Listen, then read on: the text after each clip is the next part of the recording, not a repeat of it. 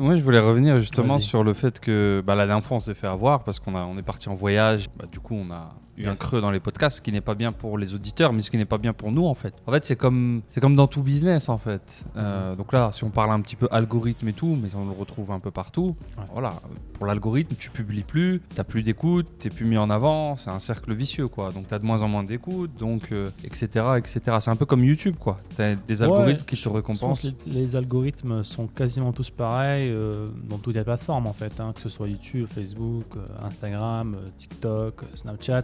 Si on a des algorithmes, des plateformes qui aiment du contenu frais en fait, constant aussi, parce que ça reste le cœur de leur business. Ces réseaux sociaux sont le contenu des créateurs. C'est juste des plateformes vides en fait, qui servent à pas grand chose. Donc justement, ils veulent récompenser forcément les gens qui sont constants en fait dans leur production et forcément pénaliser ceux qui sont pas constants ou ils peuvent pas se reposer sur eux en fait. Donc c'est pour ça qu'il faut être très constant dans la création de contenu en général, que ce soit pour vous, pour votre marque e-commerce par exemple, votre business, il faut être présent et justement être fréquemment présent. Ouais, parce que tu te fais avoir des deux côtés en fait. Les algorithmes te punissent et les gens vont pas te punir, mais ils t'oublient. Ouais. Ils t'oublient, c'est la nature humaine. Je t'oublie au bout d'un moment. C'est ça en fait. Si on voit pas votre marque et votre business et vous peut-être, si on vous voit pas dans les feeds d'actualité, forcément on va finir par vous oublier parce qu'on voit d'autres marques. C'est un petit peu le monde. C'est le monde actuel. C'est celui qui est, comment on dit, top of mind, donc qui est dans les pensées ou qui est dans les pensées tout simplement. C'est le dernier qu'on a vu, dont on va se rappeler le plus, on va dire. Ok, ouais. Surtout dans un monde où on a plein de notifications.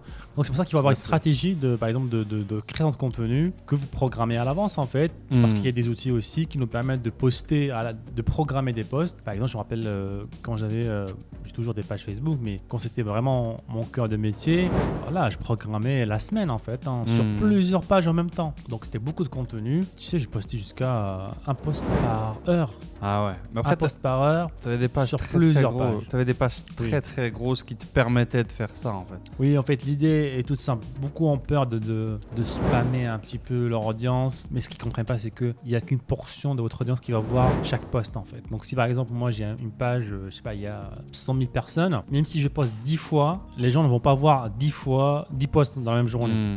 Les algorithmes ils sont assez développés pour montrer un post à un petit pourcentage de votre audience. Comme ça, il n'y a pas cette répétition. Donc pour vous, pour en profiter, de poster plus tout simplement.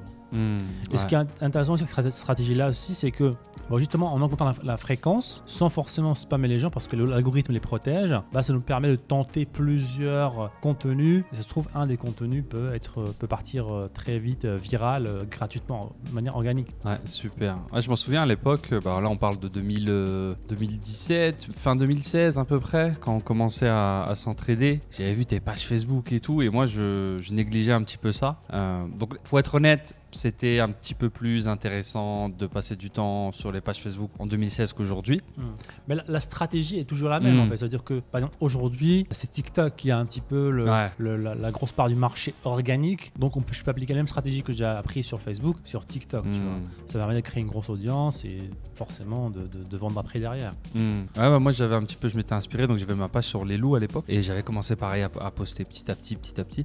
Et je me souviens jusqu'au jour où on a fusionné et du coup on a laissé nos boutiques de côté. J'étais arrivé à quelque chose du genre 30 000 fans sur la page. En partant de zéro en quelques mois, c'était vraiment intéressant parce qu'il y avait une stratégie, il y avait une opportunité et il y avait aussi la stratégie. Voilà, je postais du très bon contenu constamment. Je crois que je postais 2-3 fois par jour, même deux fois peut-être même. Ouais, et je dirais même c'est plus facile aujourd'hui d'avoir une page, une croissance assez intéressante sur TikTok. Je trouve que ça encourage beaucoup, c'est une plateforme qui encourage beaucoup les petits créateurs, même vraiment avec 0 followers, 0 abonnés, on peut avoir ce coup de pouce de TikTok qui pousse votre contenu. Or, Facebook et tout, c'est très différent. Si vous avez 0 abonnés, 0 j'aime, personne ne verra votre post. Ce qui est très différent de TikTok et ce qui est encore une fois un avantage pour vous. Peut-être la barrière d'entrée un tout petit peu plus haute dans TikTok parce que c'est que de la vidéo, c'est des montages un tout petit peu différents. En fait, ça paraît compliqué d'extérieur et moi aussi, lorsque j'ai vu la première fois TikTok, là, c'est compliqué tout ça. Ça a l'air assez technique et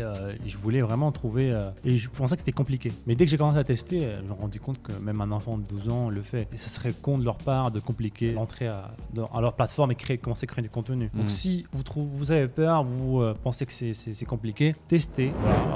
Voilà, accordez-lui quelques heures. De toute façon, Et t'as vous allez quoi à voir que perdre. ça part très très vite. Vous allez apprendre à faire des vidéos sur TikTok qui sont super intéressantes. Ouais, t'as rien à perdre. Hein. De toute façon, si t'as un business, voilà, t'y alloues X temps de test. Si tu vois que ça prend, tu vois qu'il y a une petite formule, soit tu continues à le faire, soit tu engages quelqu'un en lui donnant ta formule, soit tu engages quelqu'un qui a sa propre formule, entre guillemets, mais ça peut te coûter un petit peu plus cher, qui va dire ouais, écoute, moi je sais faire ça, et il vous l'adapter par rapport à ton business. Et il faut être sur TikTok quand même, je pense là. Voilà, Ça devient. C'est super important pour moi. C'est juste rien que pour la créativité, trouver des nouveaux angles de marketing, créer des nouvelles publicités, découvrir des tendances. Ça me rappelle, j'ai vu, je crois, il y a un reportage sur YouTube d'une TikTokeuse qui fait, je crois, plus de 100 000 euros par mois en vendant une formation Excel. Je l'ai vu passer. Plus de 100 000 euros, c'est ça? Ouais, je crois que c'est ça. Ouais. Juste en postant des vidéos sur TikTok de Excel, hein, en rapport avec Excel. Donc voilà, pour vous dire que si elle arrive à faire ça, bah forcément si vous avez une boutique e-commerce avec des bons produits, avec un effet wow, forcément ça va marcher aussi. Donc accordez à TikTok une chance, même si c'est pas vous trouvez que c'est pour les jeunes ou pas, ça paraît compliqué encore une fois. Testez. Ouais, il faut dissocier. Hein. Au bout d'un moment, t'as plus le choix en fait. Hein. Soit tu restes sur le côté, et tu dis bah écoute, c'est pas mon truc. Et tu laisses passer la chose, soit à un moment tu t'y mets ou tu trouves quelqu'un pour s'y mettre. Ouais, surtout en fait que vous pouvez prendre ces créatives-là, créer sur TikTok et les utiliser sur Facebook, ça marche très bien en ce moment. Ouais, clairement. Et l'inverse n'est pas forcément vrai, donc ce qui donne un point positif encore plus à TikTok. Et le fait d'avoir beaucoup plus de trends sur TikTok que sur Facebook, beaucoup plus d'attention là-bas, de créativité. Et vu que la créativité, c'est ce qui fait vendre, peu importe la plateforme, en allant sur TikTok, en bossant TikTok, on s'améliore en fait. Il y a non seulement, ok, c'est l'endroit où on est, où il y a de l'attention, mais c'est l'endroit où tu t'améliores, où tu as des idées, où tu vois des choses intéressantes que font des marques, des infopreneurs, la fille sur Excel, comment elle fait. Attends, TikTok, t'es censé être amusant, comment elle fait elle pour rendre Excel amusant? Est-ce qu'il n'y a pas des codes couleurs? Est-ce qu'il n'y a pas des petits trucs, un format des défini, montages?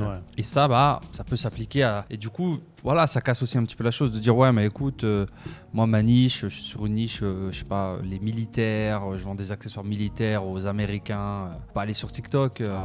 Il y a pas de... Là, tout le monde est sur TikTok. Ce que je disais la dernière fois, je l'avais partagé à je sais plus qui, mais quand je suis allé en Turquie la dernière fois, j'arrive en Turquie, je prends mon taxi, c'était le soir, il pleuvait et tout. On prend le taxi de l'aéroport pour aller à l'hôtel et le chauffeur, pendant qu'il conduisait, il était en train de swipe TikTok. Et c'était un papa turc d'une quarantaine d'années, grande moustache. Il était sur TikTok. Et quasiment toutes les plateformes commencent comme ça en fait. Au début, c'est vrai que c'est très niché au début.